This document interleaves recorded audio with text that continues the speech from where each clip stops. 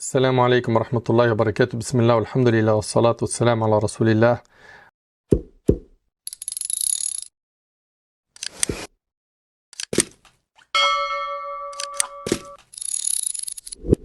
وعلى آله وصحبه ومن والاه. رب اشرح لي صدري ويسر لي أمري واحلل عقدة من لساني يفقهوا قولي.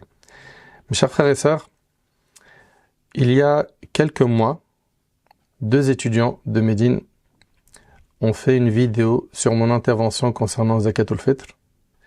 Dans leur vidéo, j'ai relevé un grand manque de rigueur et beaucoup de conclusions hâtives.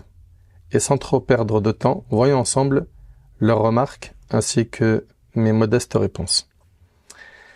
Pour la première remarque concernant la Nusra d'Ibn Abi Shayba, rahimahullah, la version que notre frère cite est celle où on retrouve dans le Musannaf Omar عن ابن جريج عن عطاء أنه كره أن يعطي في صدقة الفطر ورقا. أنه كره, donc عطاء, donc lui déplaisait de donner pour صدقة الفطر ورقا. Très bien. Et concernant ce que j'avais cité dans ma vidéo, c'était basé sur ce que l'on peut retrouver aussi dans, alors probablement d'autres nusakh d'Ibn Abi Shayba dans le Musannaf, وعن عطاء أنه كان يعطي في صدقة الفطر ورقا. Et entre parenthèses, il y a écrit دراهم فضية. On peut voir ici que la version que j'ai citée s'y trouve, c'est-à-dire dans le Musannaf, ce matn tel qu'il est se trouve dans d'autres livres également. Vous allez me dire, mais ce screen, tu l'as pris d'où? Je l'ai pris de l'ouvrage Nida al-Rayyan fi fiqh al-sawm wa fadl Ramadan de Cheikh Afani, hafidhahullah, et d'autres shuyukh ont mis cette même version avec cette référence du Musannaf d'Ibn Abi Shayba. Pour être très franc et honnête avec vous, me concernant, je n'ai pas en ma possession la version d'Ibn Abi Shayba qui est screenée devant vous. Cela étant dit, le athar de Ata n'est pas authentique. Dans sa chaîne de transmission, il y a Omar ibn Haroun al-Balkhi, Zahabi fil Mizan, Ibn Mahdi, Ahmad et Nasa'i disent qu'il est matrouk al-hadith. Et Yahya, il dit kadhab khabith. Abu Daoud, il dit ghayru thiqa. Donc qu'est-ce que cela donne? Al-Hafidh ibn Hajar, ainsi que Ibn Mahdi, l'imam Ahmad, al-Nasa'i, et d'autres, ils ont dit que Omar ibn Haroun al-Balkhi est matrouk al-hadith, c'est-à-dire qu'on ne prend pas de lui le hadith. Cet homme est accusé comme menteur, comme l'a dit Salih Jazra et Yahya, qui disent qu'il est kadhab. Et je sais reconnaître un tort quand j'en ai fait un. J'en profite pour vous dire que ce passage de Ata, je l'ai supprimé de ma vidéo. Alhamdulillah. Mais puisque nous sommes dans le Musannaf d'Ibn Abi Shayba, j'en profite pour rappeler que contrairement à ce qui a été affirmé concernant l'opinion de Omar ibn Abdel Aziz et Al-Hassan al-Basri, comme quoi cela n'est pas prouvé de leur part, je vous laisse voir par vous-même ce que on peut trouver dans Musannaf ibn Abi Shayba.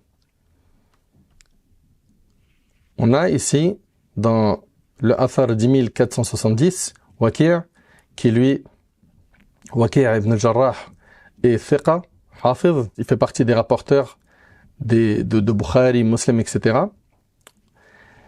Waki' qui lui est thiqa, hafidh, il rapporte de Qurra, il s'agit de Qurra ibn Khalid, qui pareil lui aussi est thiqa, dhabit, il fait partie des rapporteurs des 6. Qala, il dit, جاءنا كتاب عمر بن عبد العزيز في صدقة الفطر نصف صاع عن كل إنسان أو قيمته نصف درهم. Il dit, un décret du calife Omar ibn Abdel Aziz nous est parvenu concernant l'aumône prescrite à l'occasion de la rupture du jeûne, stipulant que celle-ci était nisfu sa', la moitié d'un sa', qui est une unité de mesure par personne, ou son équivalent en valeur monétaire, à savoir un demi-dirham. Très bien. On a également dans le Musannaf d'Ibn Abi Shayba, dans le Athar 10471, que Waki' qui est thiqa, rapporte de Sufyan, qui est thiqa, qui rapporte de Hisham, qui l'est également, Al-Hassan également, قال لا بأس أن تعطى الدراهم في صدقة الفطر. il n'y a pas d'inconvénient à utiliser des dirhams pour payer Zakatul Fitr. C'est l'opinion de Al-Hassan al-Basri, de Omar ibn Abdel Aziz, comme on l'a vu. Également, on a que Abu Usama rapporte de Zuhayr qui dit سمعت أبا إسحاق يقول أدركتهم وهم يعطون في صدقة رمضان الدراهم بقيمة الطعام. Alors ici on a Abu Usama qui rapporte de Zuhayr, on va parler de cette chaîne de transmission, qui dit j'ai entendu Aba Ishaq dire, à l'époque où je les ai connus, ils donnaient la somme d'argent, dirham, équivalente à la quantité de nourriture pour l'aumône de la rupture du jeûne. Et Sheikh Awama, il met dans le tahqiq que c'est Zuhayr ibn Muhammad al-Tamimi et non pas Zuhayr ibn Muawiyah, comme l'ont prétendu certains. Il s'agit de Zuhayr ibn Muhammad al-Tamimi, qui est thiqa. Ce que dit Sheikh Awama, il dit « Wa riwayatu ghayru shamiyin anhu mustaqima. Wa Abu Usama kufi. Wa Abu Ishaq al-Sabi'i adraka kathiran min al-sahaba. Fa qawluhu adraktuhum yuridu bihi al-sahaba. » Ceux que ici Abu Ishaq a rencontrés sont donc des compagnons. Très bien.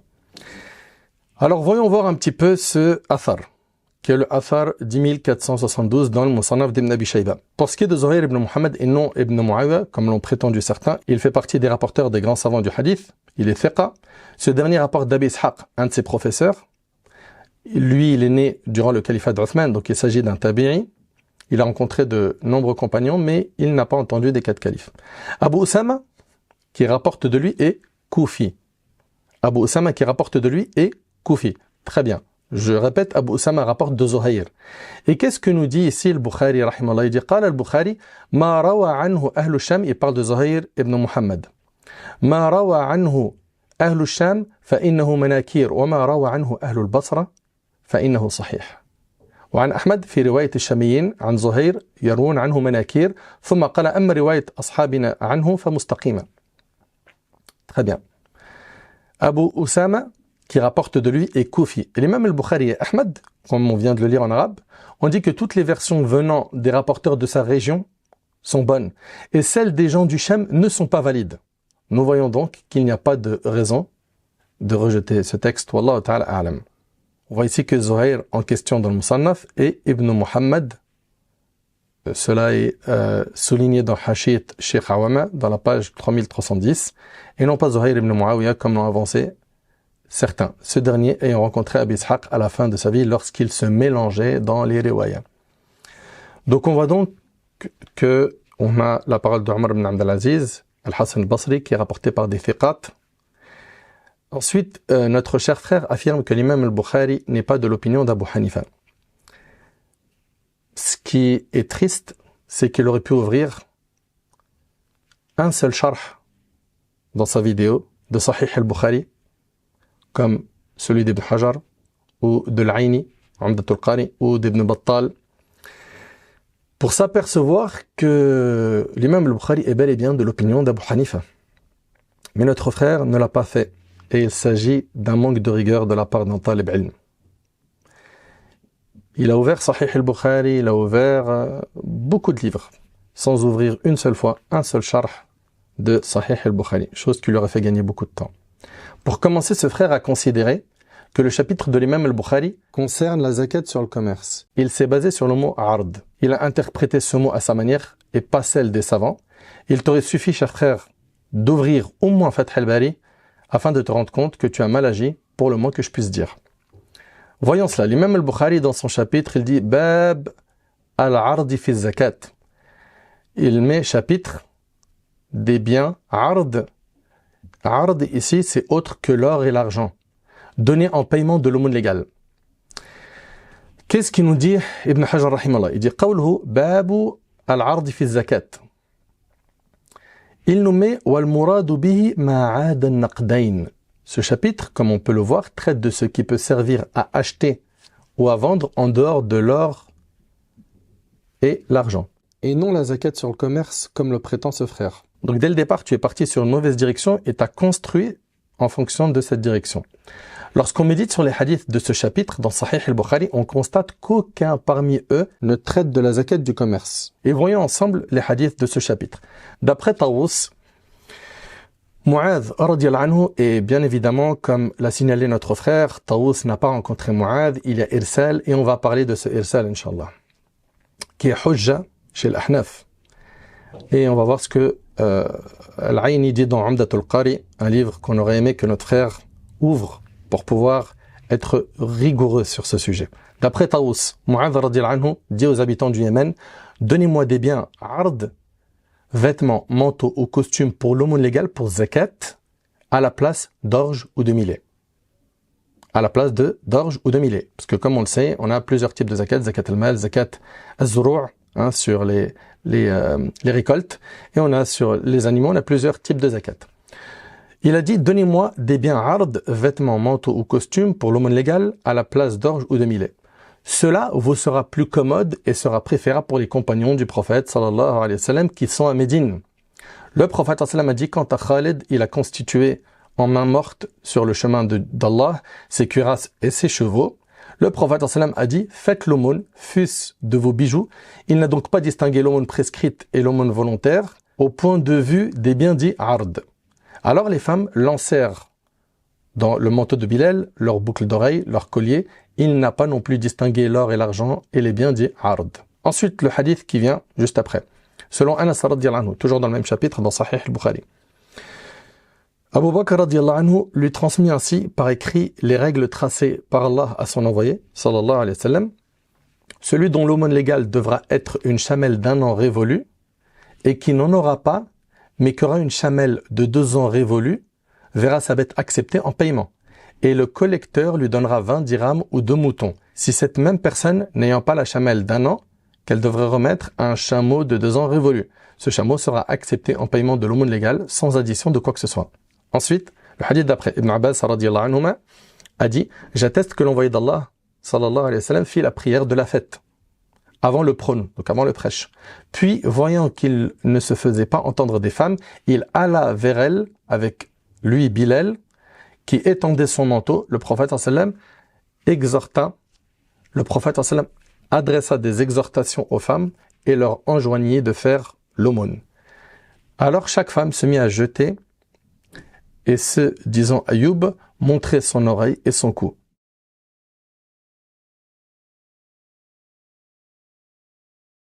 Et Al-Karmani, un sharh de Bukhari, il dit Al-Arad bisukun al-ra khilaf al-dananir wa al-darahim allati hiya qiyam al-ashya.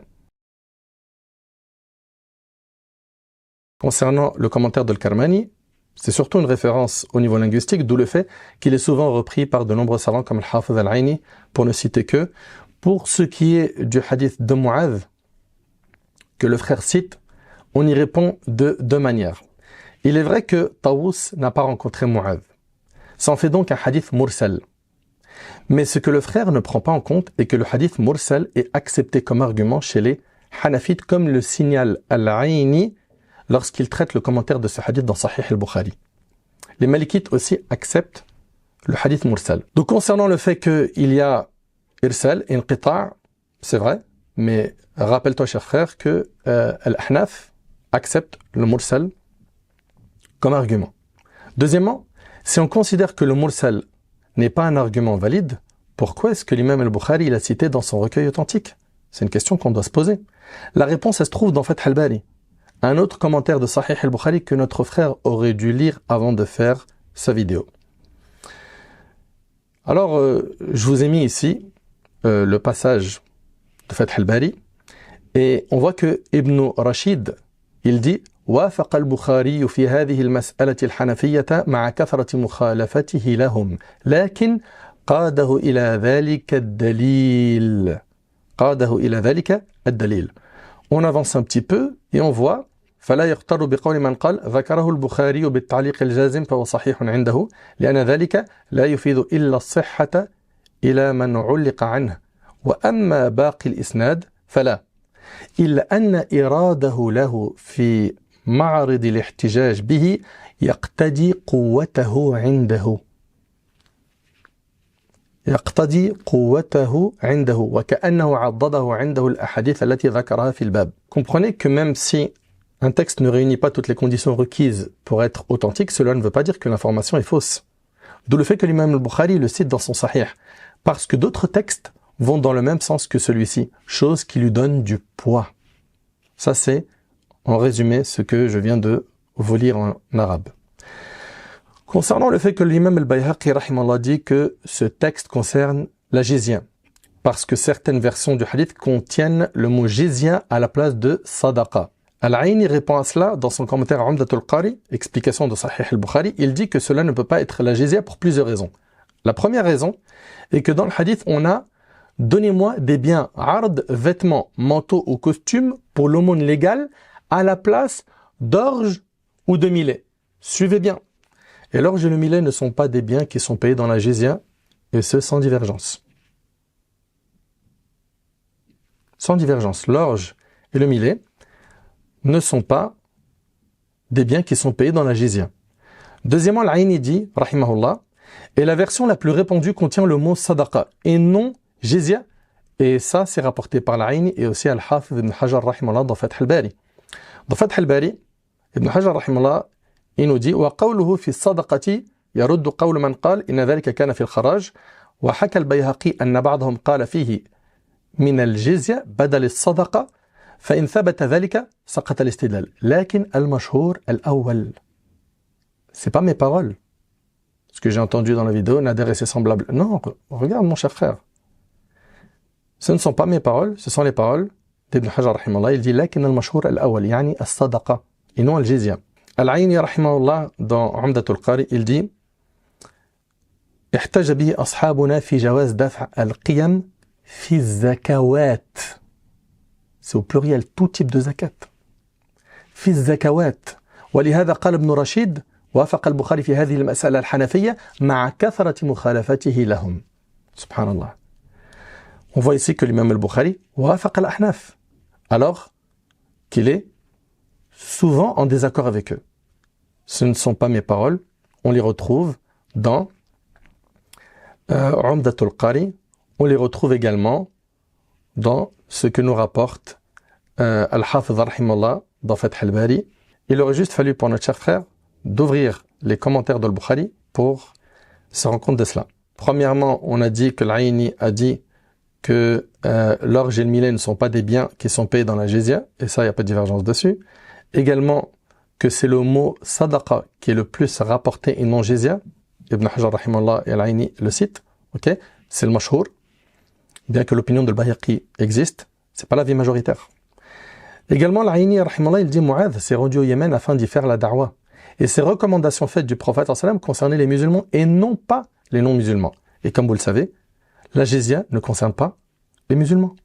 Tout cela réconforte l'opinion disant qu'il s'agit de sadaqa dans le hadith et non de jizya.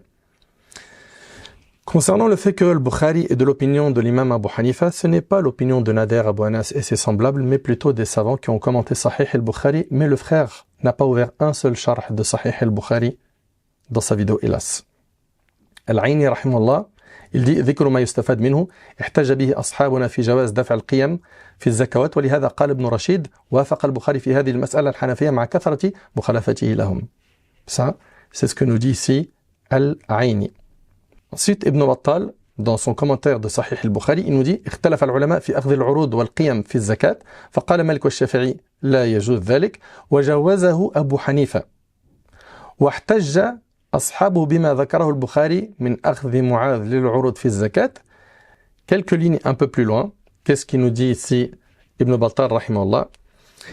Il dit فإن كانت هذه القصة نقلها إلى المدينة في حياة النبي صلى الله عليه وسلم. Si jamais Mu'adh avait fait cela du vivant du prophète sallallahu alayhi wa sallam. Je vous rappelle quand même le hadith, lorsqu'il dit, donnez-moi, hein, il est au Yémen, hein, il dit aux habitants du Yémen, donnez-moi des biens ard, vêtements, manteaux ou costumes pour l'aumône légale à la place d'orge ou de millet, cela vous sera plus commode et sera préférable pour les compagnons du prophète qui sont à Médine.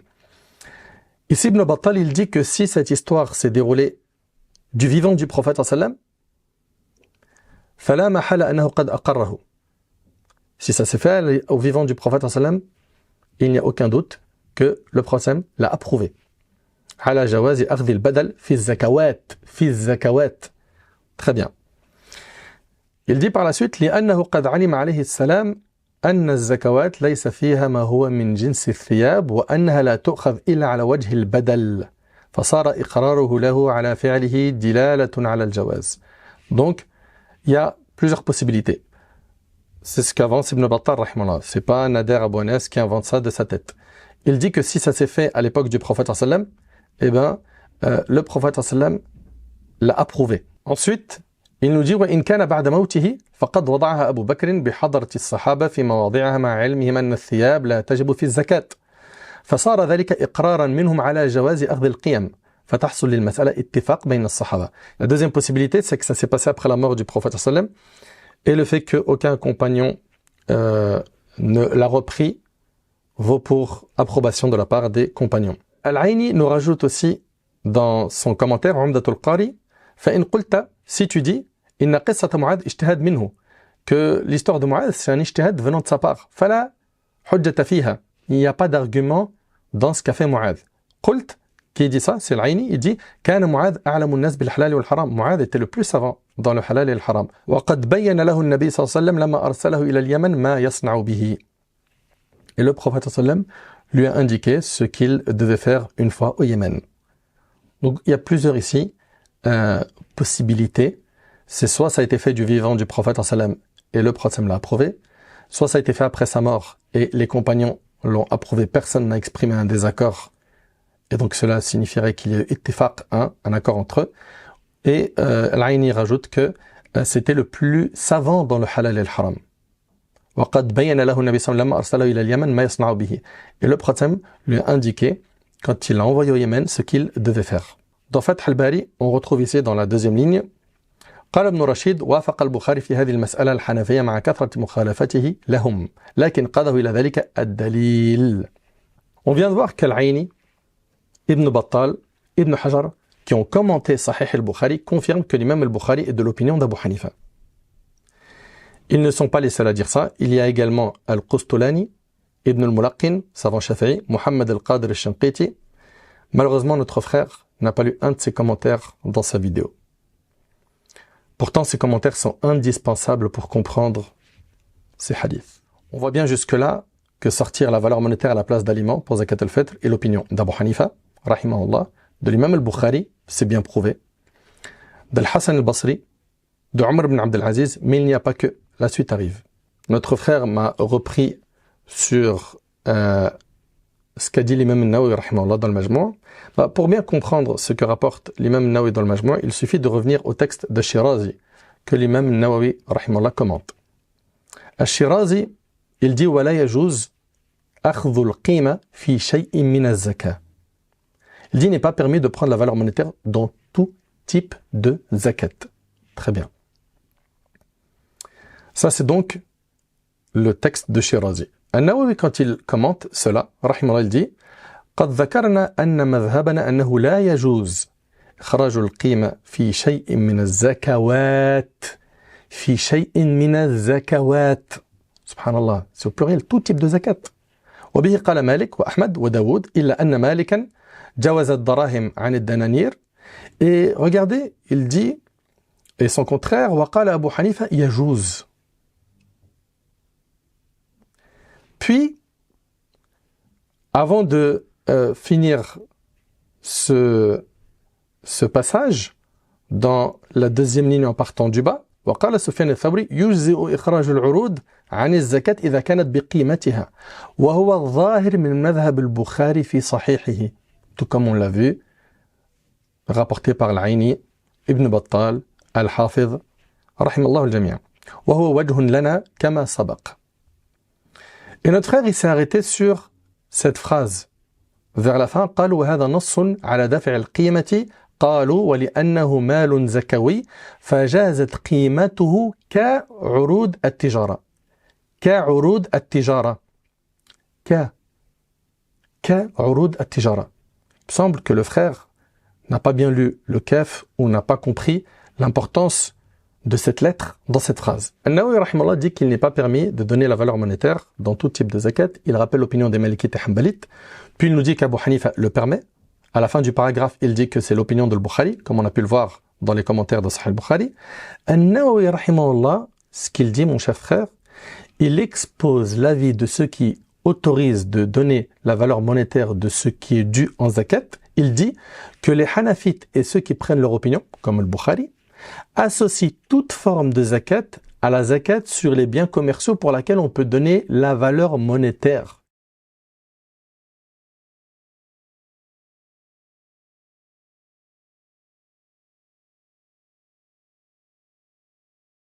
Ensuite, concernant l'opinion d'Ibn Taymiyyah, voyons ce que dit Al-Mardawi dans Al-Insaf, un livre de référence Hanbali.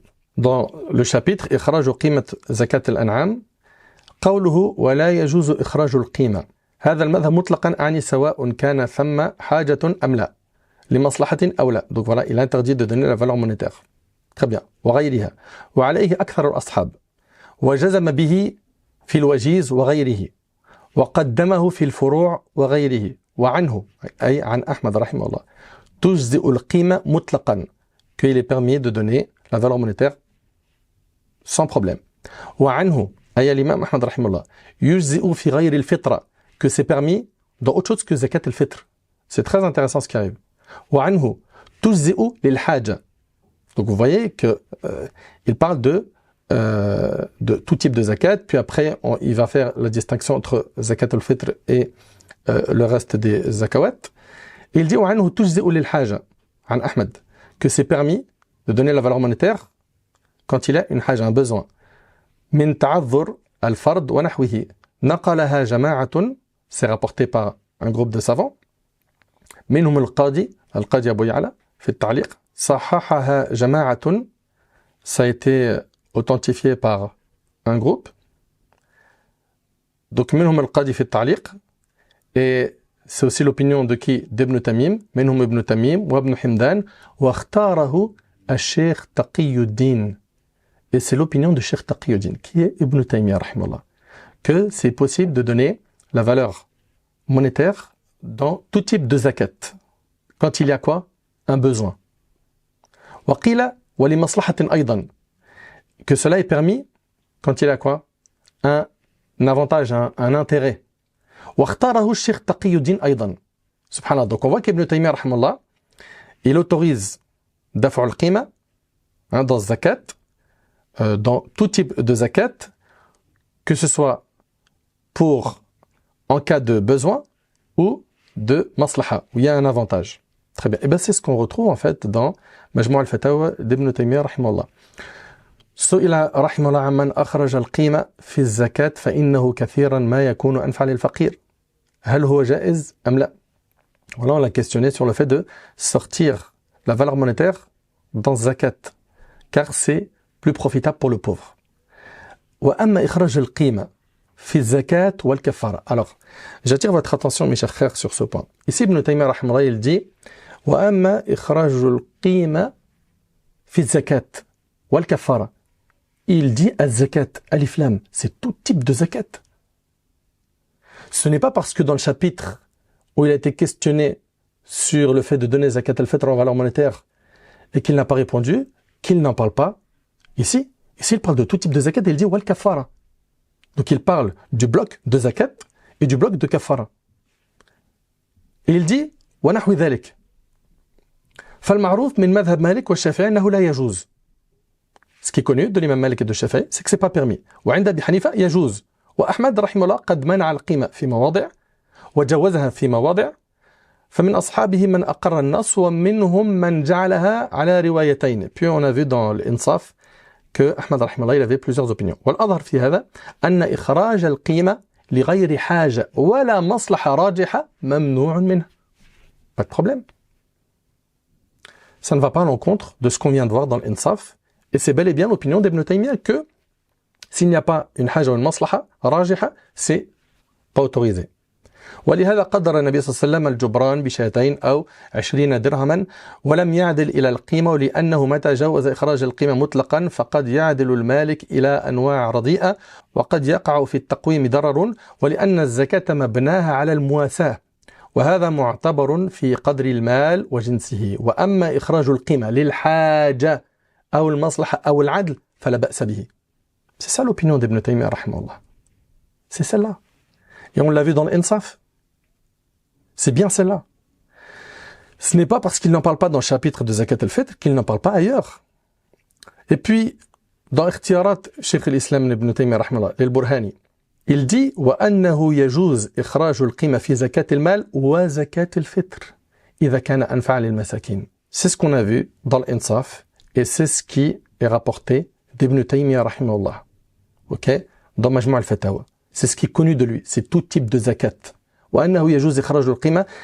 Pour ce qui est de cette phrase, jusqu'à أنفع للمساكين, c'est ce que Ibn Taymiyyah rahimahullah a toujours dit. Ensuite, on a des petits points. Il y a écrit dans la petite note 3 qu'il y a une parole qui n'est pas ici claire. Très bien. Mais est-ce que ça remet en cause la phrase d'avant? Non. Ensuite, la phrase d'après pose problème. يجوز إخراج القيمة مطلقا. Ce n'est pas l'avis d'Ibn Taymiyyah. L'avis d'Ibn Taymiyyah, c'est s'il y a un intérêt ou un besoin. مصلحة أو حاجة. Dans la petite note 4, هذا الموضع هو أشكل موضع في هذا الجزء وذلك أنه كان في الجوف وأنه يجوز إخراج القيمة مطلقا وكذا هو في طاء وهذا مخالف لما هو معروف من كلام شيخ الإسلام في المسألة كما سيأتي ثم ألحق الناسخ في الحاشية عبارة في زكاة المال وزكاة الفطر إذا كان أنفع المساكين إلى آخره ووضع في نهايته علامة التي تفيد أن هذا لاحق وهذا موافق لكلام ابن تيمية في زكاة المال ولكن لا يعرف عنه مثل هذا القول في زكاة الفطر. Mais ça, c'est le kalam. Ces paroles-là sont les paroles du muhaqqiq. Okay? Ces paroles-là ne sont pas les paroles d'Ibn Taymiyyah et elles vont à l'encontre de ce qu'on a dans l'Insaf et de ce qui est connu d'Ibn Taymiyyah rahimahullah. Donc ces deux dernières lignes, non, on n'est pas d'accord avec. Et ce qui est connu, c'est ce que vous avez pu lire وأنه يجوز إخراج القيمة في زكاة المال وزكاة الفطر. Et Ibn Taymiyyah rahimahullah il parle de zakat wal kaffara, zakat بصفة عامة.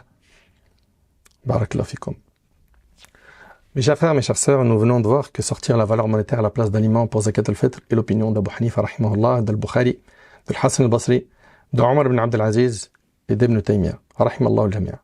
Me concernant, et c'est un point que j'avais déjà signalé dans ma vidéo sur Zakat al-Fitr, je penche vers l'opinion de la majorité des savants des 4 écoles, c'est-à-dire que Zakat al-Fitr doit sortir en nourriture et pas en argent, mais j'ai du respect pour les avis que je ne partage pas à partir du moment où les savants les ont admis comme fondés et non marginaux.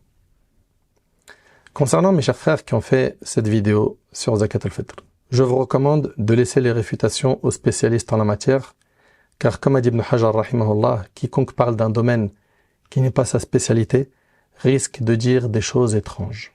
Sans compter, mes chers frères, le tort que vous causez à vos professeurs et à l'université de Médine par votre manque de rigueur criant. Occupez-vous d'apprendre l'ilm, la science, et ensuite de faire la da'wa en éduquant les gens, en les rapprochant d'Allah tabarak wa ta'ala. Vous êtes mes petits frères et Allah tabarak wa ta'ala est témoin que je vous veux du bien, qu'Allah subhanahu wa ta'ala vous protège, qu'Allah subhanahu wa ta'ala nous accorde à tous une science utile. هذا والله أعلم. سبحانك اللهم وبحمدك أشهد أن لا إله إلا أنت أستغفرك وأتوب إليك وآخر دعوانا أن الحمد لله رب العالمين.